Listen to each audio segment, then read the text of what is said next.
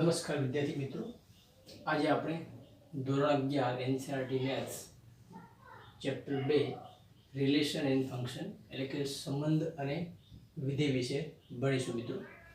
હવે સંબંધ અને વિધેય એટલે કે રિલેશન અને ફંક્શન જે ચેપ્ટર છે મિત્રો, એ ધોરણ 11 ગણિતની અંદર સૌથી અગત્યનું ચેપ્ટર છે. કારણ કે આ ચેપ્ટરની મદદથી એટલે કે આપણે ચેપ્ટર નંબર 2 છે સંબંધ અને વિધેય, તો જેમાં વિધેય જે શબ્દ છે એટલે કે ફંક્શન, એનો ઉપયોગ છે આપણે ધોરણ 11 ની અંદર આના પછીનું ચેપ્ટર જે દાખલા તરીકે છે ત્રિકોણમિતિ, એટલે કે ધોરણ 11 ની અંદર વાત કરીએ તો ચેપ્ટર નંબર 3, ત્યાર પછી ધોરણ 11 ની અંદર ચેપ્ટર નંબર 13 ક્લિયર, એટલે ધોરણ 11 ની અંદર ચેપ્ટર નંબર 3 એટલે કે ત્રિકોણમિતિ વિધેય, અને ચેપ્ટર નંબર 13 જે છે લક્ષ અને વિકલન, એની અંદર પણ આ વિધેયનો ઉપયોગ થશે. ત્યાર પછી ધોરણ 12 ની અંદર મિત્રો, ધોરણ 12 ની અંદર આપણને ખ્યાલ છે કે ધોરણ 12 માં ગણિતના બે ભાગ આવશે, ભાગ 1 અને ભાગ 2.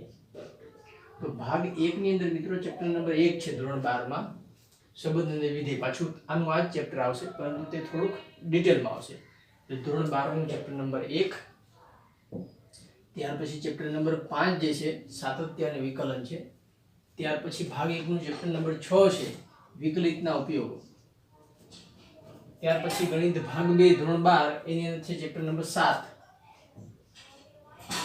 સંકલન, ચેપ્ટર નંબર 8 સંકલનનો ઉપયોગ, ચેપ્ટર નંબર 9 વિકલ સમીકરણ. એટલે કે આપણે જે હાલમાં ચેપ્ટર ભણી રહ્યા છીએ તે ચેપ્ટરનો ઉપયોગ છે એ ધોરણ 11 ની અંદર ત્રીજો અને 13નામાં ઉપયોગ થશે. ધોરણ 12 ની અંદર ભાગ 1 માં 1, 5 અને 6 ત્રણ ચેપ્ટર, ભાગ 2 ના પણ ત્રણ ચેપ્ટર, એટલે કુલ 3, 3, 6 અને 2, 8. એટલે કે આ ચેપ્ટર ઉપર આધારિત હોય તેવા હવે પછીના ધોરણ 11 ના બે ચેપ્ટર, ત્રીજું એટલે કે ત્રિકોણમિતિ વિધેય અને 13મું ચેપ્ટર છે લક્ષ અને વિકલન. ત્યાર પછી ધોરણ 12 ના જે છે મિત્રો એ આની અંદર બીજું ચેપ્ટર પણ આવશે ત્રિકોણમિતિ પ્રતિવિધેય, એટલે કે 4, 3, 7 અને 2, 9. એટલે કે આ ચેપ્ટર પર આધારિત 9 ચેપ્ટર છે. માટે મિત્રો આ ચેપ્ટર છે ખૂબ જ અગત્યનું છે, આપણે ધ્યાનપૂર્વક ભણીશું.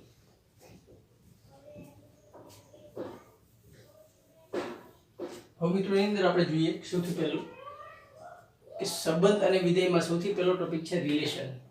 હવે આપણને ખ્યાલ છે ગણિતની અંદર રિલેશન છે તમારા માટે નવો શબ્દ છે. અત્યાર સુધી તમે વ્યવહારિક રિલેશનની વ્યાખ્યા જાણો છો કે દાખલા તરીકે આપણે રોજિંદા જીવનમાં ભાઈ બહેન, પિતા પુત્ર, શિક્ષક વિદ્યાર્થી જેવા સંબંધોનું અવલોકન કરીએ છીએ. તેવી જ રીતે મિત્રો આપણે ગણિતની અંદર તમે આગળના ધોરણમાં ભણ્યા છો કે સંખ્યાઓ વચ્ચે ધારો કે નાની મોટી, ધારો કે 2 < 3 અથવા 4 > 2, આ સંખ્યાઓ વચ્ચેના સંબંધ ભણ્યા છીએ. ધારો કે બે રેખાઓ છે, સમાંતર છે, છેદે છે, સમાંતર નથી, એ બી નો ઉપગણ છે, બી એ નો ઉપગણ છે, વગેરે જેવા સંબંધો જે છે મિત્રો આપણે ગણિતની અંદર ભણીએ છીએ. બરાબર છે. હવે એના માટે મિત્રો તમે ધોરણ 10 ની અંદર ભણ્યા છો કે કાર્તિજ્ય યામ, એટલે કે કાર્તિજ્ય યામ સિસ્ટમ જે છે એ તમે ધોરણ 10 ની અંદર ભણ્યા છો. એમાં શું કરતા આપણે કે ધારો કે આપણને કોઈ પણ બે બિંદુ આપેલો હોય 1, 1 અને 3, 2, એટલે કે 1, 1 અને 3, 2 એ બે ક્રમયુક્ત જોડ છે. આ બંને ક્રમયુક્ત જોડને યામ સમતલમાં દર્શાવો. તો આપણે શું કરતા, x અક્ષ દોરીએ, y અક્ષ દોરીએ, x અક્ષ પરના બિંદુ લખીએ 1, 2, 3, ક્લિયર. y અક્ષ દોરીએ એમાં 1, 2 બિંદુ લઈએ. આપણને ખ્યાલ છે કે આપણું પહેલું બિંદુ છે 1, 1 છે, એટલે કે x યામ 1 છે અને y યામ 1 છે, એટલે x યામ 1 અને y યામ 1, એટલે આ બિંદુ p આવશે, p ના યામ થશે 1, 1. તે જ રીતે મિત્રો બીજું બિંદુ છે 3, 2, 3, 2 મતલબ x યામ 3, y યામ 2, એટલે આ થશે 3, 2. એને નામ આપે p અને q. તો આમ બિંદુ 1, 1 અને 3, 2 છે તેને યામ સમતલમાં આ રીતે દર્શાવી શકાય. અને આ સૌપ્રથમ કોણે દર્શાવ્યું તો કે રેને દ કાર્તે. રેને દ કાર્તે નામના ગણિતશાસ્ત્રીએ આ સિસ્ટમ દર્શાવી, માટે તેના નામ પરથી તેને કહેવાય કાર્તેજી યામ. એટલે કે કોઈ પણ ક્રમયુક્ત જોડ છે તેને યામ સમતલમાં આ રીતે દર્શાવી શકાય. એની સૌપ્રથમ રજૂઆત રેને દ કાર્તે નામના ગણિતશાસ્ત્રીએ આપેલી હતી, માટે તેને આપણે કાર્તેજ્ય યામ સિસ્ટમ કહી શકાય. ક્લિયર. તો આ ક્રમયુક્ત જોડ છે તેને સમતલમાં કઈ રીતે ના દર્શાવી તે તમે ધોરણ 10 ની અંદર ભણ્યા છો. ક્લિયર. હવે એક ઉદાહરણ લઈએ મિત્રો કે ધારો કે એક કુટુંબ છે, સુખી કુટુંબ છે, 4 બાળકો છે અને માતા પિતા છે. ક્લિયર. હવે 4 બાળકો છે તેને આપણે ગણ એમાં દર્શાવીએ, એટલે 4 બાળકો છે છગન, મગન, ગગન ને જગન. માતા પિતા છે 2 રામજીભાઈ અને સવિતાબેન. હવે ગણ એ છે મિત્રો, એ છોકરાઓનું લખીએ એટલે કે 4 છોકરાઓ છે, છગન, મગન, ગગન અને જગન. એને ગણ એમાં મૂકીએ. એના શોર્ટ નામ છે તે છગનનો સી, મગનનો એમ, ગગનનો જી અને જગનનો જે. શોર્ટ નામ લખીએ. ત્યાર પછી ગણ બી છે, તેમાં માતા અને પિતાનું નામ લખીએ, રામજીભાઈ અને સવિતાબેન. રામજીભાઈનો આર અને સવિતાબેનનો એસ. ક્લિયર મિત્રો? ફરીથી સમજાઈ દો. ગણ એ ની અંદર 4 છોકરાઓ મૂકીએ, ગણ બી ની અંદર માતા પિતા મૂકીએ. હવે મને કોઈ એમ પૂછે કે એ અને બી છે, બરાબર છે, તેનો સંબંધ જે છે એ ક્રમિક જોડના સ્વરૂપમાં લખો. સંબંધ ખરેખર આપણે શબ્દ અત્યારે વાપરી શકીએ નહીં, કારણ કે આપણે સંબંધ ભણવા જઈ રહ્યા છીએ. પણ આપણે એવું પૂછે કે ગણ એ અને ગણ બી જે છે એને આપણે જોડો, ક્રમિક જોડના સ્વરૂપમાં મારે લખવું હોય તો મને ખ્યાલ છે કે છગન જે છે એ રામજીભાઈ અને સવિતાબેન સાથે જોડાયેલો છે. કેમ? તો કે છગન જે છે એ રામજીભાઈ અને સવિતાબેનનો પુત્ર છે. માટે હું છગન છે એને રામજીભાઈ સાથે જોડું અને સવિતાબેન સાથે જોડી શકું. ક્લિયર? કારણ કે તેનો પુત્ર છે. એ રીતે મગન છે મિત્રો, તો મગન પણ રામજીભાઈ અને સવિતાબેનનો પુત્ર છે. એ રીતે ગગન જે છે એ રામજીભાઈ અને સવિતાબેનનો પુત્ર છે. એ રીતે જગન જે છે એ રામજીભાઈ અને સવિતાબેનનો પુત્ર છે. તો મારે પુત્રો અને માતા પિતા જે છે એને મારે ક્રમિક જોડમાં લખવું હોય તો આ રીતે લખી શકાય કે છગન અને રામજીભાઈ એટલે કે સીઆર, છગન અને સવિતાબેન સીએસ, મગન અને રામજીભાઈ એમઆર, મગન અને સવિતાબેન એમએસ, ગગન અને રામજીભાઈ જીઆર, ગગન અને સવિતાબેન જીએસ. એ રીતે જગન જે આર અને જગન અને સવિતાબેન જીએસ. એટલે કે ઉપરોક્ત મેં જે કૌટુંબિક માહિતી દર્શાવી છે તેને ક્રમિક જોડના સ્વરૂપમાં આ રીતે લખી શકાય. આમાં કોઈ મુશ્કેલી નથી મિત્રો. ફરીથી સમજાઈ દઉં કે ગણ એ ની અંદર 4 પુત્રો છે, ગણ બી માં માતા પિતા છે. તો બધા પુત્રો જે છે એ માતા પિતા સાથે સંકળાયેલા છે. તો આ જે સંકળાયેલા જે છે એની આકૃતિ મેં તમને દર્શાવી. એ આકૃતિ જે છે એને મારે ગણ સ્વરૂપમાં અથવા ક્રમિક જોડના સ્વરૂપમાં લખવું હોય તો હું આ રીતે લખી શકું. આ બધાને ક્લિયર છે? કેમ? તો કે આ ક્રમિક જોડ 1 2 3 4 5 6 7 અને 8 મળશે. તો દરેક ક્રમિક જોડ જે છે એના ઘટકો જે છે સીઆર એટલે કે છગન અને રામજીભાઈ છે, કારણ કે તેનો પુત્ર છે. એ જ રીતે છગન જે છે એ સવિતાબેનનો પણ પુત્ર છે. આ રીતે હું ક્રમિક જોડના સ્વરૂપમાં લખી શકું. આટલું ક્લિયર મિત્રો? હવે આપણે આગળ જોઈએ.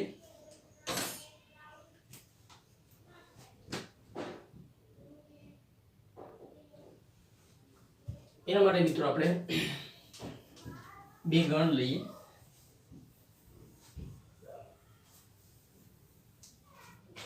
ધારો કે ગણ એ ની અંદર બરાબર ધ્યાન આપીશું કે ગણ એ છે એમાં ધારો કે 3 ઘટક છે 1 2 3. ગણ બી છે તેની અંદર મિત્રો 4 5 6 3 ઘટક છે. આપણે તેને આ રીતે લખીએ. ગણ એ છે મિત્રો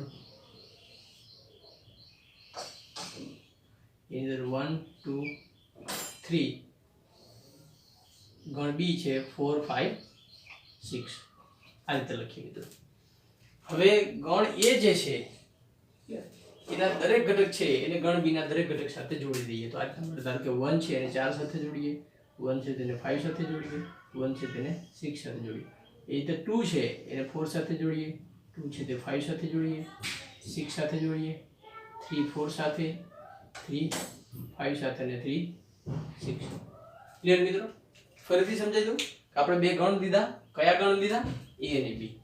એ ની અંદર 3 ઘટક છે 1 2 3, બી ની અંદર 3 ઘટક છે 4 5 6. ગણ એ અને ગણ બી ના પ્રત્યેક ઘટકને આપણે જોડી દઈએ તો આ રીતનું મને મળે. 1 4 5 6 સાથે જોડ્યો, 2 4 2 5 2 6. એ જ રીતે 3 4 3 5 અને 3 6. ક્લિયર? હવે મિત્રો આજે મેં જોડ્યા દરેક ઘટકને, એટલે કે ગણ એ ના દરેક ઘટકને ગણ બી ના દરેક ઘટક સાથે મેં આકૃતિ દ્વારા જોડી દીધા. હવે એને હું ક્રમિક જોડના સ્વરૂપમાં લખું તો આ રીતે લખી શકાય. તો મને ખ્યાલ છે કે ગણ 1 છે એ કોની સાથે જોડાયેલો છે? તો કે 1 જે છે એ 4 સાથે જોડાયેલો છે, 1 5 સાથે પણ જોડાયેલો છે. એ જોડાવું છે તેને ક્રમિક જોડના સંદર્ભમાં લખી શકાય. 1 4 સાથે જોડાયેલો છે તેને ક્રમિક જોડમાં 1 4 લખી શકાય. 1 5 સાથે જોડાયેલો છે તેને ક્રમિક જોડના સ્વરૂપમાં 1 5 લખાય. એટલે 1 6. ક્લિયર? એ જ રીતે મિત્રો 2 છે એ પણ દરેક સાથે જોડાયેલો છે. તેને આપણે લખી શકીએ 2 4 2 5 and 2 6. આગળના ઉદાહરણની જેમ જ 3 પણ જોડાયેલો છે, તો લખી શકાય 3 3 4 3 5 3 6 ક્લિયર। તો ગણ એ ના પ્રત્યેક ઘટકને ગણ બી ના પ્રત્યેક ઘટક સાથે જોડીએ તો મને આટલી ક્રમિક જોડ મળે અને આ ક્રમિક જોડ આપણે છગડીયા કૌંસમાં લખી નાખીએ ક્લિયર। તો આજે મળ્યું મિત્રો મને આપણે આગળનું ઉદાહરણ પણ જોયેલું આ ઉદાહરણ પણ જોઈએ તો આજે મને મળશે મિત્રો તેને કહેવાય ગણ એ અને ગણ બી નો ગુણાકાર એટલે આને મારે લખવું હોય તો આને લખી શકાય a ક્રોસ b ક્લિયર। તો આને કહેવાય ગણનો કાર્તેજીય ગુણાકાર એટલે કે ગણ a ના પ્રત્યેક ઘટકને ગણ b ના પ્રત્યેક ઘટક સાથે જોડતી ક્રમિક જોડ જો લખવામાં આવે તો તેને કહેવાય a ક્રોસ b અથવા ગણ a અને ગણ b નો કાર્તેજીય ગુણાકાર।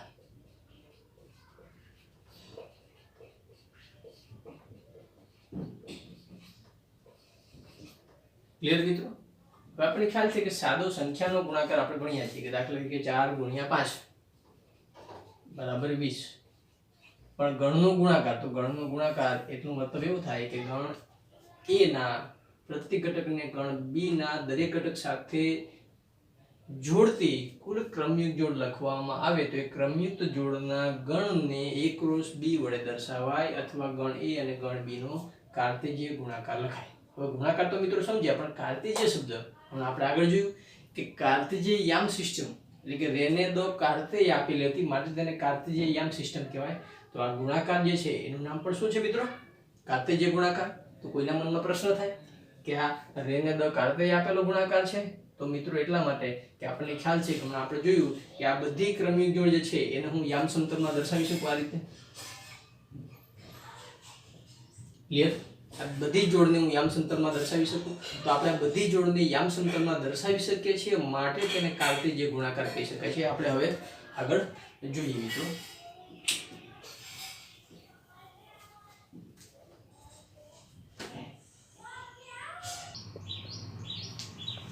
આપણે એક ઉદાહરણ લઈએ કે દાખલા તરીકે ગણ a ની અંદર 1 2 ઘટક છે b ની અંદર 3 4 છે ક્લિયર।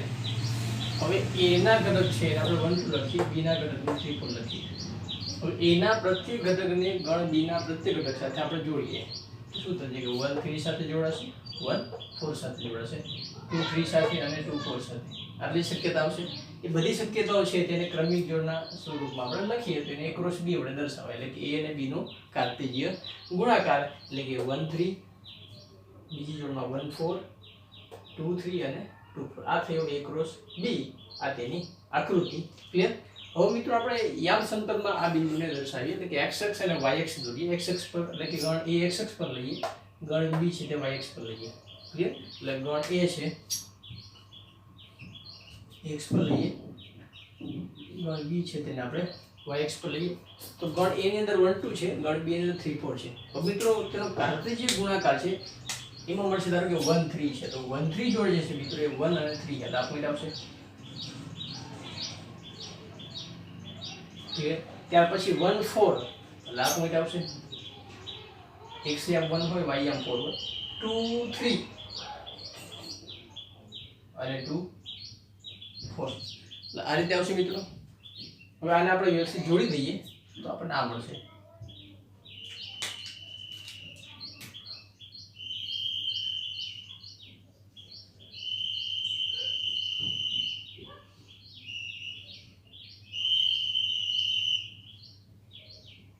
ક્લિયર મિત્રો।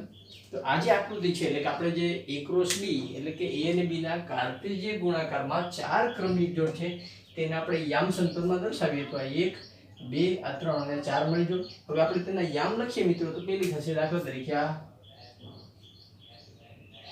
1 3 આ થશે 1 4 આ થશે 2 4 અને આ થશે 2 3 ક્લિયર। એટલે આપણે યામ સમતલમાં પણ દર્શાવી શકીએ છીએ આ ક્રમિક જોડને માટે તેને કહેવાય કાર્તેજીય ગુણાકાર। હવે મિત્રો આપણને ખ્યાલ છે કે દરેક વખતે ગણ a અને ગણ b માં ઘટકો હશે ને એટલે આપણે NCERT ની જે બુક છે એની અંદર મિત્રો અક્ષ લીધેલા નથી એટલે માત્ર આટલી જ આકૃતિ આપેલી છે। NCERT ની બુકમાં આપણે જોઈશું તો આ પ્રકારની આકૃતિ આપેલી છે ક્લિયર। તો આ આકૃતિ જે થઈ મિત્રો તે થશે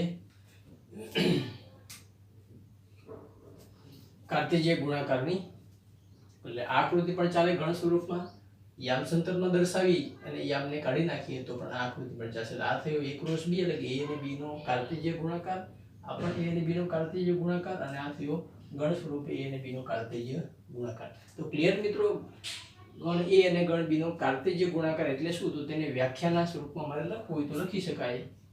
આપણે ખ્યાલ છે કે વ્યાખ્યા લખીએ તો શું થશે, ગણ a ના, આપણને ખ્યાલ છે કે આ ઉદાહરણથી વ્યાખ્યા આપીએ તો શું કર્યું આપણે આમાં, તો કે ગણ a ના પ્રત્યેક ઘટકને ગણ b ના દરેક ઘટક સાથે જોડ્યા, બરોબર છે. તો ગણ a ના પ્રત્યેક ઘટક ને ગણ b ના પ્રત્યેક ઘટક, કે ગણ a ના પ્રત્યેક ઘટકને ગણ b ના પ્રત્યેક ઘટક સાથે જોડવાથી, ગણ a ના પ્રત્યેક ઘટકને ગણ b ના પ્રત્યેક ઘટક સાથે જોડવાથી જે ક્રમયુક્ત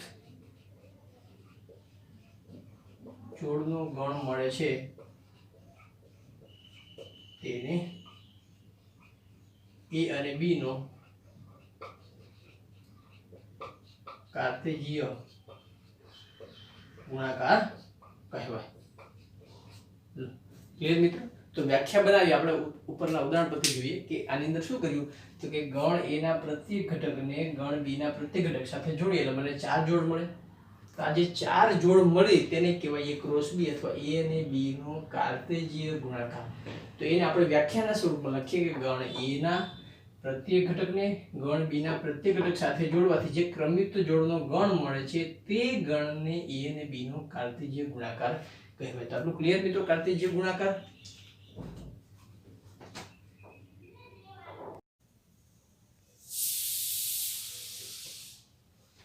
તો મિત્રો ત્યાર પછીનું ઉદાહરણ જોઈએ. દાખલા તરીકે ગણ a અને ગણ b બે ગણ આપેલા છે, તો a ક્રોસ b મેળવો એટલે કે a અને b નો કાર્તેજીય ગુણાકાર મેળવો. તો મિત્રો a ની અંદર 4 એલિમેન્ટ આપેલ છે, b1 b2 b3 b4. Clear? b ની અંદર 2 એલિમેન્ટ આપેલ છે a1 a2. તો a ક્રોસ b મેળવો એટલે સૌપ્રથમ આપણે આકૃતિ દ્વારા મેળવીએ કે ધારો કે ગણ a એક લંબચોરસ લઈએ, એમાં 4 ઘટક છે b1 b2 b3 b4. ગણ b ની અંદર 2 ઘટક છે a1 a2. હવે a અને b નો કાર્તેજીય ગુણાકાર એટલે ગણ a ના પ્રત્યેક સભ્યોને ગણ b ના પ્રત્યેક સભ્યો સાથે જોડતી ક્રમયુક્ત જોડનો ગણ, એટલે a અને b નો કાર્તેજીય ગુણાકાર તેની આકૃતિ, એટલે કે a ના પ્રત્યેક ઘટક એટલે a નો b1 છે a1 સાથે જોડીએ, b1 છે a2 સાથે જોડીએ, b2 છે a1 સાથે b2 a2 સાથે, b3 a1 સાથે અને b3 a2 સાથે, b4 a1 સાથે અને b4 a2 સાથે. આમ આ આકૃતિ થઈ a ક્રોસ b ની, એટલે આપણે લખી શકાય કે આકૃતિ જે મળી આપણને એ મળી a ક્રોસ b. ક્લિયર? હવે આપણી NCERT ની ટેક્સ્ટ બુક ની અંદર આ રીતે દર્શાવેલ નથી. NCERT ની ટેક્સ્ટ બુક ની અંદર આપણે આગળના લેક્ચરમાં જોયું તેમ કે યામ એટલે કે x અક્ષ પર a ગણને દર્શાવીએ એટલે કે b1 b2 b3 b4, y અક્ષ પર છે એ b ગણને દર્શાવીએ a1 a2. પરંતુ મિત્રો આપણને ખ્યાલ છે કે જો યામાક્ષ લઈએ, x અક્ષ અને y અક્ષ લઈએ તો આપણને ખ્યાલ છે મિત્રો x અક્ષ અને y અક્ષ પર એટલે કે x અક્ષ પર નંબર આવશે, પૂર્ણાંક આવશે, અપૂર્ણાંક આવશે. પરંતુ જો ગણ a અને ગણ b ની અંદર આ રીતના b1 b2 b3 b4 a1 a2 આપેલા હોય તો યામ સમતલ એટલે કે અક્ષ પર b1 b2 b3 કઈ જગ્યાએ લેવા તે મુશ્કેલી થશે.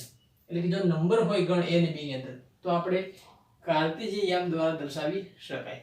પરંતુ જો ગણ a અને ગણ b ની અંદર આ રીતના અચળ આપેલા હોય તો આ અચળને x અક્ષ કે y અક્ષ પર દર્શાવી શકાતા નથી. એટલે ટેક્સ્ટ બુકમાં જે આકૃતિ આપેલ છે ક્રમિક જોડની અથવા કાર્તેજીય ગુણાકારની, ત્યાં યામ સમતલ લીધેલું નથી, આ પ્રકારની આકૃતિ લીધેલી છે.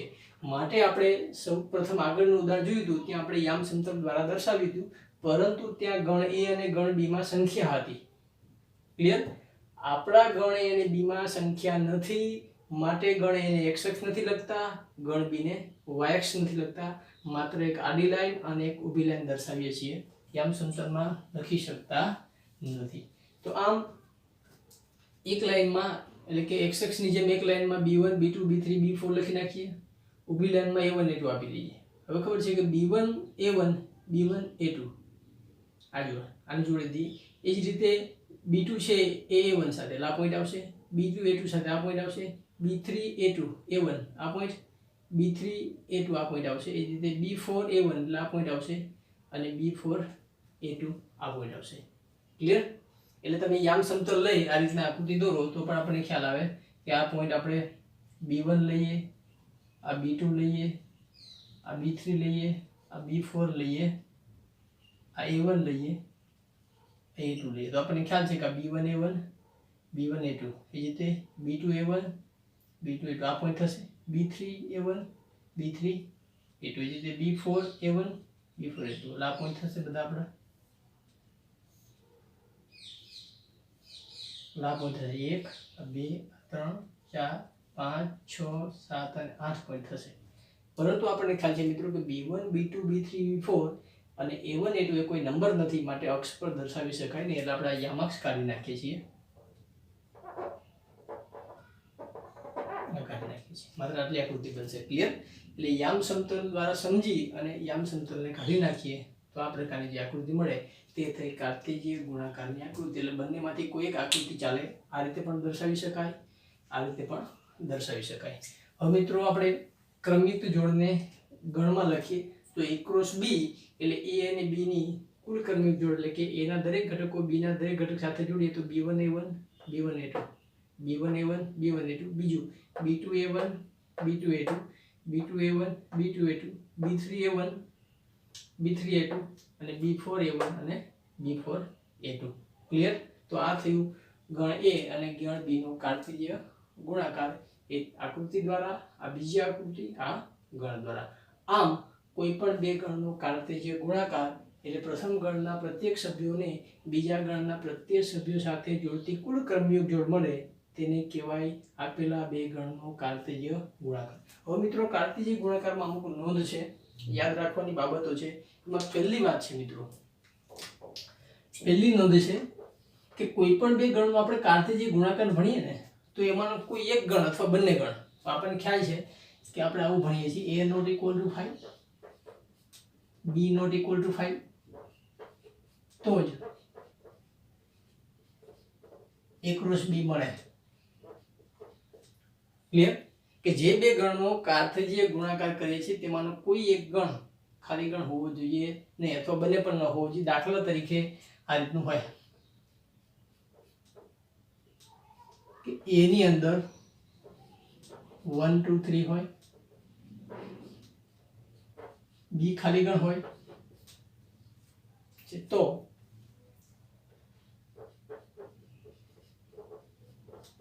a ક્રોસ b બરાબર ખાલી જગ્યા. આવો આપણને પૂછે. હવે મિત્રો આને જોઈએ કે a અને b, એટલે આ a લખીએ 1 2 3, ગણ b છે એમાં એક પણ સભ્ય નથી. તો ગણ a ની અંદર મિત્રો 3 સભ્યો છે, ગણ b ની અંદર એક પણ સભ્ય નથી. તો ગણ a ના સભ્યો b ના કયા સભ્ય સાથે જોડશો? એક પણ સભ્ય નથી, માટે ગણ a ના પ્રત્યેક સભ્યને ગણ b ના સભ્ય સાથે જોડી શકાશે નહીં, કારણ કે b ની અંદર એક પણ સભ્ય નથી. હવામાં ઘટકોને જોડી શકાય નહીં, માટે કહી શકાય કે ગણ a ની અંદર 3 સભ્યો હોય, ગણ b ખાલી ગણ હોય તો a ક્રોસ b શક્ય નથી અથવા મળે નહીં, માટે એ પણ કેવો થશે? ખાલી ગણ. ક્લિયર?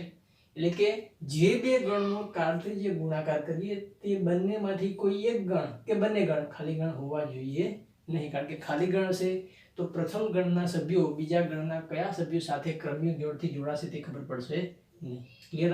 આ થઈ પહેલી નોંધ. ત્યાર પછી મિત્રો બીજી નોંધ છે કે જો a અને b પૈકી કોઈ એક અથવા બંને અનંત ગણ હોય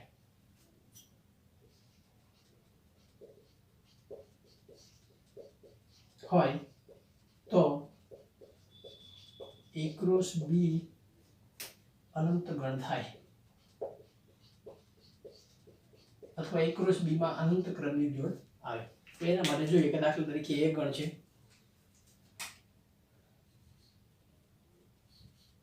એ 1 2 છે, B ગણ છે આપણો n આપેલ છે, તો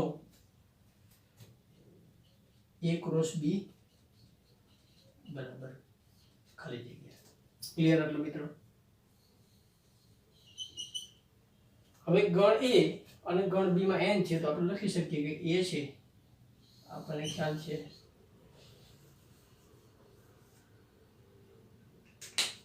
આ A ગણ છે, આ 1 2 ગણ B છે, મને ખ્યાલ છે 1 2 3 અપ ટુ અનંત. તો ગણ A નો પ્રત્યેક સભ્ય 1 છે 1 સાથે, 1 2 સાથે, 1 3 સાથે, અપ ટુ 1, રીતે 2 1 સાથે, 2 સાથે, 3 સાથે અને અનંત. ક્લિયર?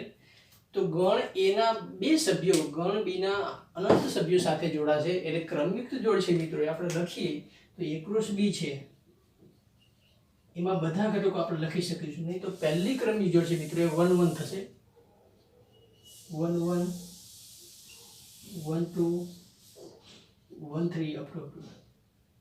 એ જ રીતે બીજું છે 2 1 2 2 2 3 અપ ટુ. એટલે કહી શકાય કે ગણ A માં 1 2 સભ્યો હોય, ગણ B n એટલે કે પ્રાકૃતિક સંખ્યા અનંત છે, આપણને ખ્યાલ છે. તો A ક્રોસ B છે એની સભ્ય સંખ્યા કેવી થશે મિત્રો? અનંત થશે. કેમ? તો કે A ક્રોસ B ની અંદર કુલ કેટલી જોડ આવશે તે મને ખબર નથી, કારણ કે B ગણ પોતે અનંત છે અને અનંત છે તો છેલ્લી કઈ ક્રમની જોડ આવશે તે હું ગણી શકતો નથી. બીજો મિત્રો ધ્યાન રાખીશું કે ગણ A બરાબર 1 2 3 છે, તો 1 2 અને 3 છે એ ગણ એના સભ્યો કહેવાય. આપણે આગળ ગણ સિદ્ધાંતમાં ભણી ગયા કે ગણ A ની અંદર 1 2 3 હોય તો 1 2 અને 3 એ ગણ એના સભ્યો કહેવાય. એવી જ રીતે A ક્રોસ B છે, તો A ક્રોસ B માટે આ 1 1 આ 1 2 આ 1 3 એ સભ્યો કહેવાય. બે જેમ ગણ A માટે 1 2 3 સભ્યો છે તેમ A ક્રોસ B માટે એટલે કે A ક્રોસ B કોઈ ગણ છે, ક્રમયુક્ત જોડનો ગણ, તો 1 1 જે છે એ A ક્રોસ B માટે એક સભ્ય કહેવાય. એટલે હવે આપણે ક્રમયુક્ત જોડ ન બોલીએ તો એવું પણ બોલી શકાય કે 1 1 1 2 1 3 એ A ક્રોસ B ના સભ્યો છે. ક્લિયર? કારણ કે ક્રમયુક્ત જોડ માટે એટલે કે કાર્ટેશિયન ગુણાકાર માટે ક્રમયુક્ત જોડ એક સભ્ય થાય, જ્યારે A માટે 1 2 3 એક સભ્ય થાય. ક્લિયર? આમ A ક્રોસ B માં અનંત જોડ મળશે, માટે કહી શકાય કે જો A અને B પૈકી એક અથવા બંને અનંત હોય તો A ક્રોસ B અનંત ગણ થાય. ત્યાર પછી મિત્રો ત્રીજું જે છે એ આપણે જોઈએ, ત્રીજી નોંધ છે, બરાબર છે, એ આગળ જોઈએ આપણે.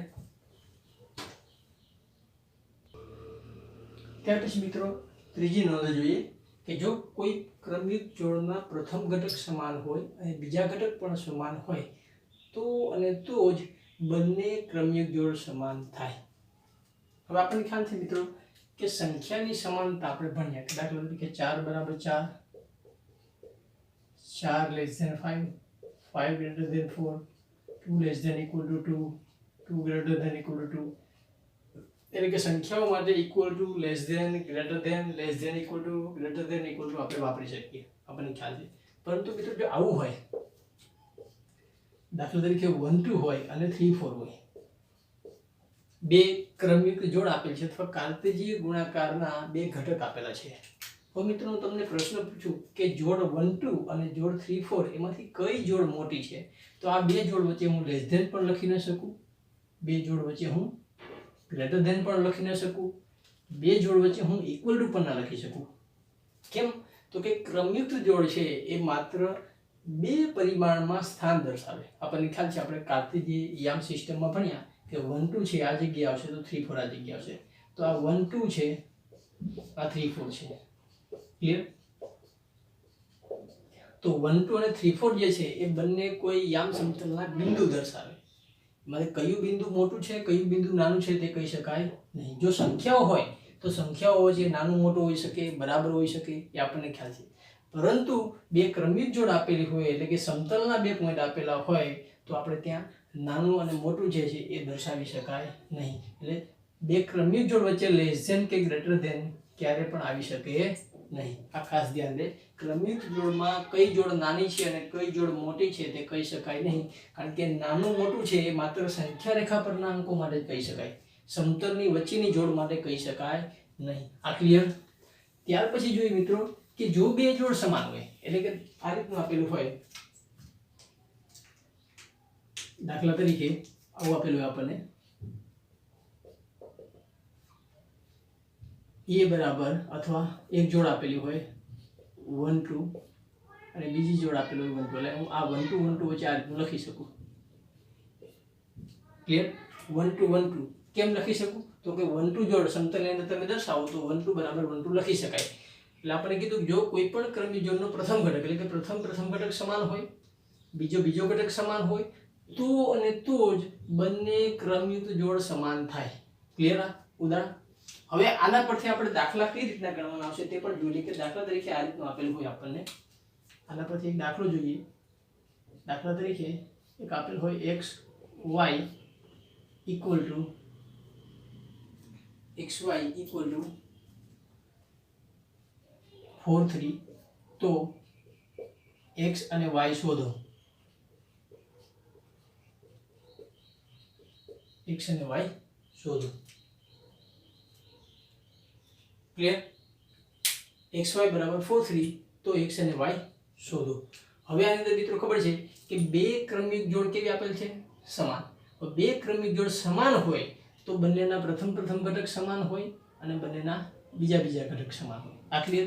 એનાથી મારે ઊંધું જોવું હોય કે બે ક્રમિક જોડ સમાન છે તે મારે સાબિત કરવું હોય તો તેનો પ્રથમ ઘટક સરખો હોવો જોઈએ અને બીજો ઘટક સરખો હોવો જોઈએ. એટલે આ બે વાત છે. ફરીથી કહી દઉં કે બે ક્રમિક જોડ સમાન છે તો તેનો પ્રથમ ઘટક સમાન હોય અને બીજો ઘટક સમાન હોય. આ પહેલી વાત.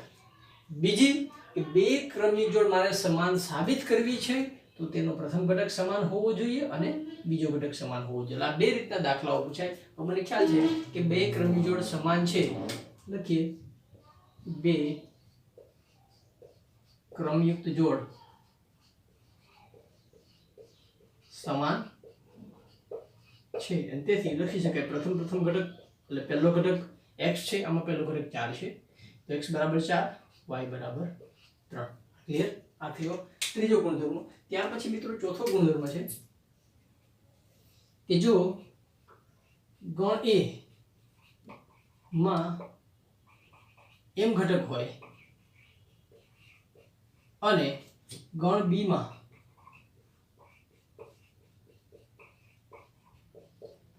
ગણ A માં m ઘટક હોય અને ગણ B માં n ઘટક હોય તો એકરૂપ B માં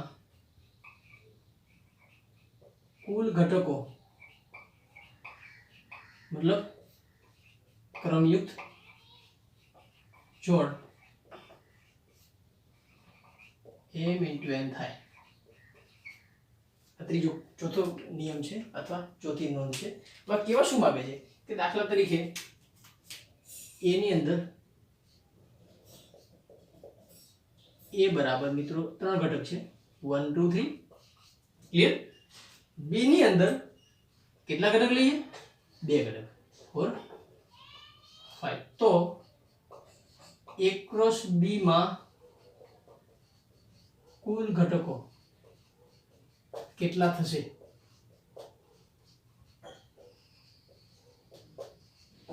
એકરૂપ B ના કુલ ઘટકો કેટલા થાય? તો આપણને ખ્યાલ છે કુલ ક્રમિક જોડ લખીએ તો શું થશે? એકરૂપ B equal to a નો પ્રત્યેક ઘટક b ના પ્રત્યેક ઘટક સાથે જોડો તો 1 4 સાથે, એટલે ક્રમિક જોડ થશે 1 4. 1 5 સાથે એટલે એ જોડ થશે મિત્રો 1 5. ત્યાર પછી 2 4 સાથે એટલે થશે 2 4 2 5. ત્યાર પછી આવશે 3 4 અને 3 5. ક્લિયર મિત્રો? તો a ક્રોસ b ની અંદર કેટલી જોડ મળી? તો કે a ક્રોસ b ની અંદર 1 2 3 4 5 અને 6. હવે હું આને બરાબર લખી શકું. તેથી number of a cross b equal to 6. હવે number of a cross b મતલબ a ક્રોસ b ની સભ્ય સંખ્યા. આને સંકેતમાં આ રીતના દર્શાવાય, number of a cross b. હવે મને ખ્યાલ છે કે આના બરાબર હું લખી શકું કે 6 એટલે કે a ની સભ્ય સંખ્યા કેટલી હતી મિત્રો? 3 અને b ની કેટલી છે? 2. એટલે હું એને લખી શકું નંબર ઓફ a ગુણ્યા નંબર ઓફ b. કેમ? તો કે a ની સભ્ય સંખ્યા 3 છે, b ની સભ્ય સંખ્યા 4 છે. એટલે a ની સભ્ય સંખ્યાને સંકેતમાં લખાય n of a. n of a મતલબ નંબર ઓફ a. a ની સભ્ય સંખ્યા, નંબર ઓફ b એટલે b ની સભ્ય સંખ્યા 3 ગુણ્યા 2 6 થશે. આમ કહી શકાય કે number of a cross b. એટલે આપણને જો MCQ પૂછે તો આપણે આ રીતે ક્રમિક જોડ મેળવવાની જરૂર નથી. ડાયરેક્ટ આ સૂત્રમાં કિંમત મૂકી દો. a ની સભ્ય સંખ્યા બરાબર a ક્રોસ b ની સભ્ય સંખ્યા બરાબર a ની સભ્ય સંખ્યા ગુણ્યા b ની સભ્ય સંખ્યા. આ આપણું સૂત્ર થશે. ક્લિયર? ત્યાર પછી મિત્રો જે છે છેલ્લો છે, પાંચમો નોંધ છે.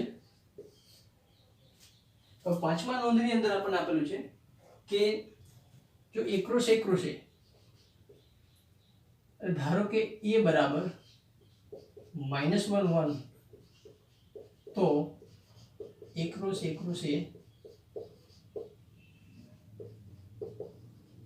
શોધો. હવે આપણને ખ્યાલ છે મિત્રો, આપણે કાર્તીય ગુણાકાર એટલે કે બે ગણનો ગુણાકાર આપણે ભણ્યા.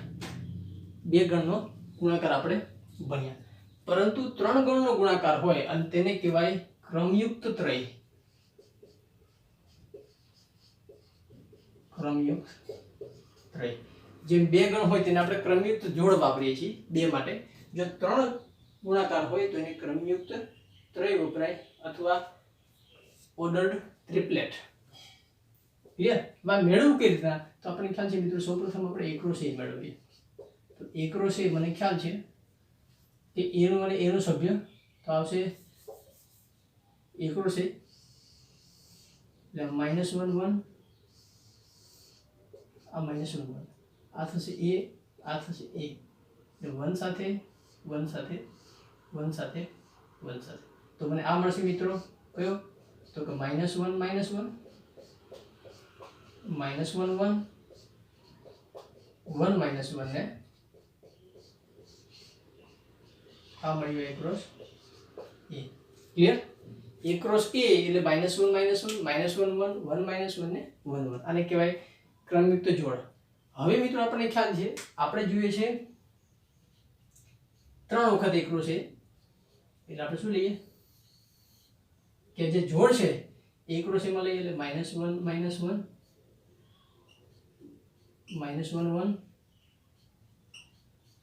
1 1 અને 1 1. ક્લિયર? સામે a છે એ આપણો થશે -1 1. ક્લિયર? હવે પાછું જોડી દઈએ કે પહેલી જોડ છે એ 1 સાથે, -1 સાથે, આ 1 સાથે, આ -1 આ 1 આ -1 ને આ 1. ક્લિયર? તો આને લખીએ તો આપણે લખી શકીએ કે તેથી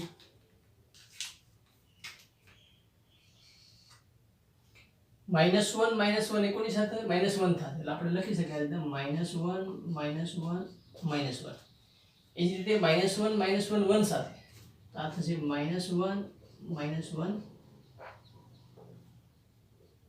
1 સાથે. બીજું થશે -1 1 -1 -1 1 1 એ જ રીતે 1 1 સાથે 1 1 1 સાથે અને 1 1 -1 અને છેલ્લી છે 1 1 1. તો આ થયું a ક્રોસ a. ક્લિયર? ફરીથી સમજાઈ દઉં કે a કોઈ પણ ગણ આપેલો હોય -1 1 તો a ક્રોસ એટલે કે 3 વખત કાર્તેય ગુણાકાર મેળવો. હવે 2 વખત હોય તો એને આપણે ક્રમયુક્ત જોડ નામ આપીએ. પણ 3 વખત હોય તેને આપણે વાપરીએ ક્રમયુક્ત ત્રય. તે મેળવો કેવી રીતના? તો સૌપ્રથમ એકરોસ એ એટલે કે ગણ એ નો એ સાથેનો કાર્ટેશિયન ગુણાકાર મેળવો. તો બંનેમાં 1 1 સભ્યો છે, 1 -1 -1 1. તો એ જોડ મળશે 4. -1 -1 સાથે, -1 1 સાથે, 1 -1 સાથે અને 1 1 સાથે. આ થયું એકરોસ એ. હવે આપણે જોઈએ મિત્રો 3 વખત એકરોસ છે. તો આપણે શું કરીએ કે જે એકરોસ એ મળ્યો એને એક ગણ લઈએ અને સામે એ લઈએ. તો એકરોસ એમાં 4 જોડ છે. હવે ઘટક નથી, ક્રમયુક્ત જોડ છે, તે એ એકરોસ એના ઘટક થાય. એટલે -1 -1 -1 1 1 -1 ને 1 1 એ એકરોસ એમાં લખીએ, સામે એ મૂકીએ. હવે પાછું એકરોસ એ નો પ્રત્યેક ઘટક એ એના પ્રત્યેક ઘટક સાથે જોડાય. તો આપણે થાય છે પહેલો ઘટક એટલે આ ક્રમયુક્ત જોડ -1 -1 એ કોની સાથે જોડાય? -1 સાથે. એટલે પેલી આવી -1 -1 -1 -1 -1 1 સાથે એટલે -1 -1 1 એ જ રીતે -1 1 -1 -1 -1 1 -1 1 1 -1 -1 1 -1 1 અને 1 1 -1 અને 1 1 1. તો આ થયું આપણો એકરોસ એ અને આ થયું એકરોસ એ. અને એકરોસ એ 3 વખત છે માટે તેને કહેવાય ક્રમયુક્ત ત્રય. અને તેના સભ્યો મારે લખવા હોય તો લખી શકો મિત્રો કે નંબર ઓફ એકરોસ એ એવું લખી શકું, નંબર ઓફ એ ગુણ્યા નંબર ઓફ એ ગુણ્યા નંબર ઓફ એ 3 વખત છે. હવે નંબર ઓફ એમાં 2 સભ્યો છે તો 2 ગુણ્યા 2 ગુણ્યા 2 એટલે 8 થઈ ગઈ. ક્લિયર? તો આ થયું 5મી નોંધ.